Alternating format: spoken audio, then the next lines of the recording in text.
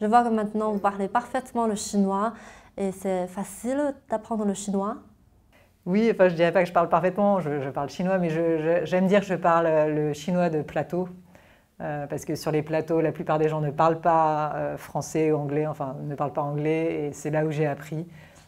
Donc je parle un chinois très concret, peut-être pas très poétique, mais j'arrive à régler absolument tous les problèmes oui, sur mes tournages. Quand le comité vous a contacté pour être le juge, quelle était votre réaction?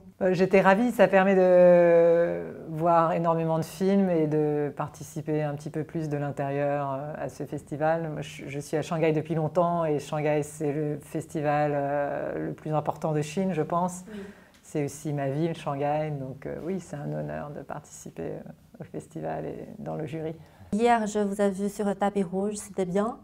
Oui, en tant que producteur, on n'a pas l'habitude d'être devant la caméra, on est en général derrière la caméra, donc c'est amusant de changer de rôle juste le temps d'une soirée. Vous êtes déjà en Chine depuis une dizaine d'années, d'où vient l'idée de s'installer en Chine? Je crois qu'il n'y a jamais eu vraiment d'idée, c'est juste quelque chose qui s'est fait naturellement pour une raison au début. J'avais coproduit un film avec Jia Zhangke, donc je savais qu'il y avait un cinéma qui existait un peu en Chine, à Shanghai, enfin surtout à Pékin. Mais ça c'était en 2005, il n'y avait pas vraiment de marché ou de grosse industrie encore. Mais de fil en aiguille, au bout de quelques années, j'ai vu en 2010 que le marché du cinéma en Chine allait vraiment décoller.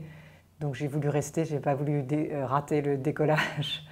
Et donc j'ai commencé à produire des films plus commerciaux. Et voilà, et ça n'a jamais arrêté. Chaque fois que je pense que j'ai un peu fait le tour de tout, un nouveau projet génial arrive. Et c'est ça un peu le dynamisme chinois, je dirais. Une fois qu'on a goûté à ça, je crois que ça va être très difficile d'aller travailler ailleurs. Parce qu'il y a toujours plein de projets. Oui, enfin en ce moment, bon, la situation mondiale, tout le monde est un petit peu figé là où ils sont. Mais oui, je ne sais pas enfin, personne ne peut se projeter, je crois, maintenant dans l'avenir. Mais la Chine a ça de fascinant, c'est qu'il y a toujours un projet qui arrive juste derrière le précédent. Et c'est ça qui m'a gardée ici jusqu'à présent. Vous avez un acteur chinois préféré? Non, je n'ai pas d'acteur préféré chinois, je crois. Actrice préférée? Actrice, en fait, sur mon jury, et cette fois, j'ai Zhou Dongyu à ma droite, que j'adore, et il y a Deng Chao, que j'adore aussi. Donc, ça, je dois dire que je suis bien gâtée avec. C'est le métier du jury. Oui, exactement. Est-ce que vous pensez que Zhou Dongyu, elle est trop jeune pour être juge? Non, elle a une expérience énorme. Il y a 10 ans déjà, je crois, peut-être un peu moins de 10 ans, mais je l'avais auditionnée pour un film... Voyage en Chine de Zoltan Mayer qui venait tourner en Chine et il cherchait une actrice chinoise qu'on n'avait pas encore vue dans tous les films chinois à l'étranger. Donc on avait auditionné énormément d'actrices, elle avait accepté d'être auditionnée. Et à l'époque, elle était un tout petit peu jeune pour le film, mais ça c'était il y a 7-8 ans. Et elle n'était pas si connue que ça, elle avait fait un très beau film avec Zhang Yimou, mais maintenant, 8-9 ans après, elle est en haut de toutes les actrices chinoises, elle tourne dans tout, elle a juste une carrière fulgurante, je pense qu'elle a 2 vies en une vie déjà, et donc elle n'est pas du tout trop jeune en termes d'expérience, elle a plus d'expérience que la plupart des gens ici.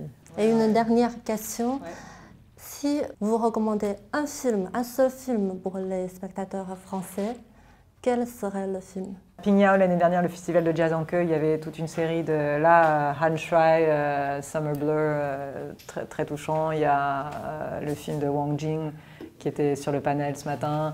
Yang Ming, Wisdom Tooth, c'est un ovni, on ne sait pas d'où ça vient ce film.